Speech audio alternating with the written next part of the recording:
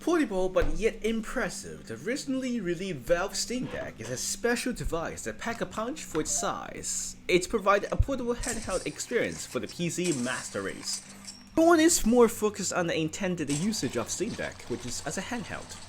But I'm more interested in using the Steam Deck as a desktop computer replacement. Even Valve has hinted in the launch trailer for the Steam Deck by showing a glimpse of the Steam Deck being used in a desktop configuration. Here is the screenshot for that brief moment. As you can see, the Steam Deck has been hooked up to your external monitor in a desktop-like configuration. This is what we're gonna explore today in this video. Can you use Steam Deck as your primary desktop computer? Let's find out. To use Steam Deck as a desktop computer, first of all you will need a dongle like this that supports 15 watts at least for USB power delivery. This is important as Steam Deck only has one USB port and you would like to charge the device while using it as a desktop computer. After that, you'll need a mouse, a keyboard, a monitor, HDMI cable for the monitor, power supply for the monitor, and the charger for Steam Deck. Now let's hook up everything. The only thing left is to plug in the Steam Deck and turn on.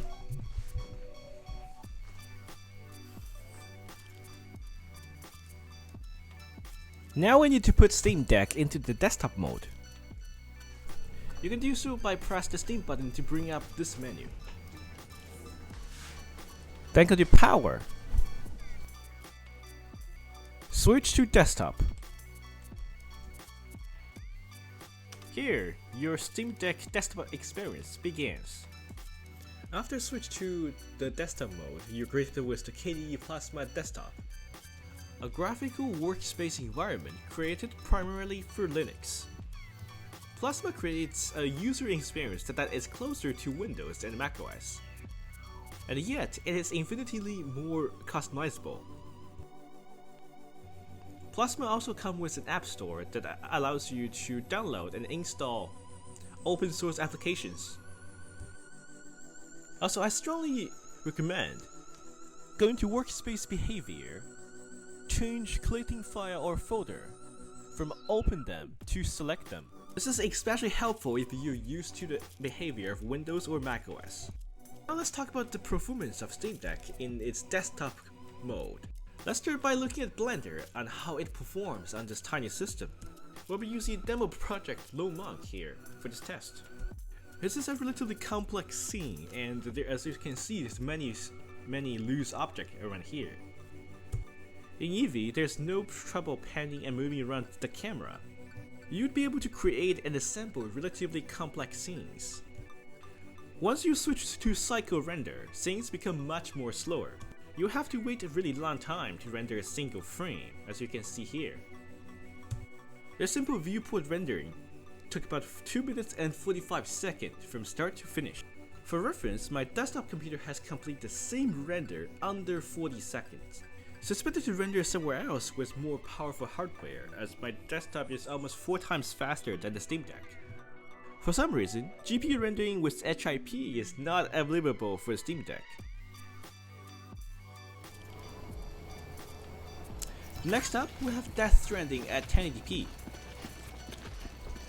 After turning down all the graphics setting to minimal, the game can reach a relatively stable 30 FPS. 30 FPS is not the best gaming experience, but it's more than enough for a smooth gameplay.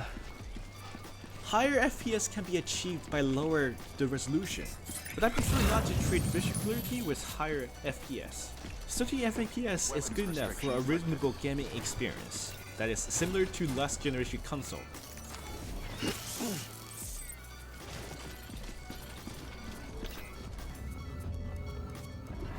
Next up, we have Deep Rock Galactic at 1080p with AMD fidelity effects enabled. For some reason my recording is a bit choppy, likely because of the fidelity effects. This choppiness does not exist in the actual gameplay. With fidelity effects, you can leave the game graphics setting on high. You have to boost up the sharpening effect for maximum visual clarity.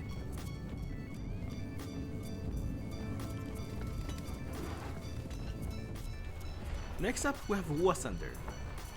This game has native Linux version, which does not run through the Proton compatibility layer. So Steam Deck can run this game on medium to high setting with average 60 FPS. And you have higher FPS on less graphically demanding maps, such as the one you're seeing right now. You also have more FPS once you're in an aircraft. I think this is one of the best games to play on Steam Deck in the desktop mode.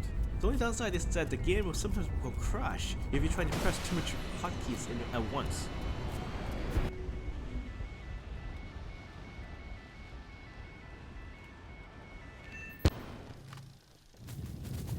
Wasander is also another less demanding game. With low setting, Steam Deck can comfortably achieve 60 FPS average. Your FPS will still sometimes dip below 60, especially when you're near your base. So you may have some performance impact in later game when you have a much bigger base. Overall, this game runs well on the desktop mode. Next up we have Apex Legends, a slightly more demanding game. Average 60 FPS can be achieved with low settings. FPS will dip into the 50 territory once you enter more complex areas such as the city.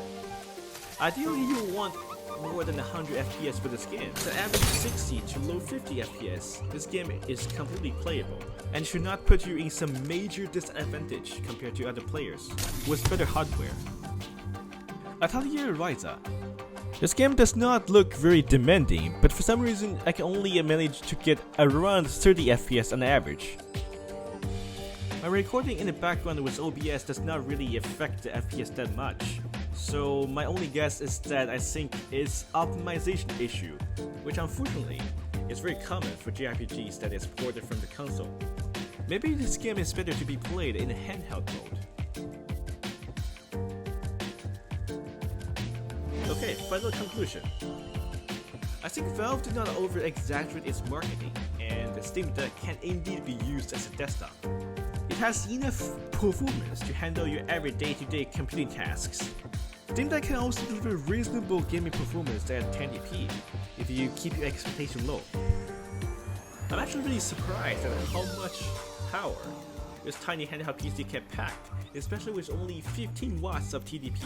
If you're solely going to use it as a desktop computer, I would not recommend you getting it. A Steam Deck at its core is a handheld gaming system. Thank you for watching. If you found this video helpful, please like and subscribe for more video like this. See you in the next video.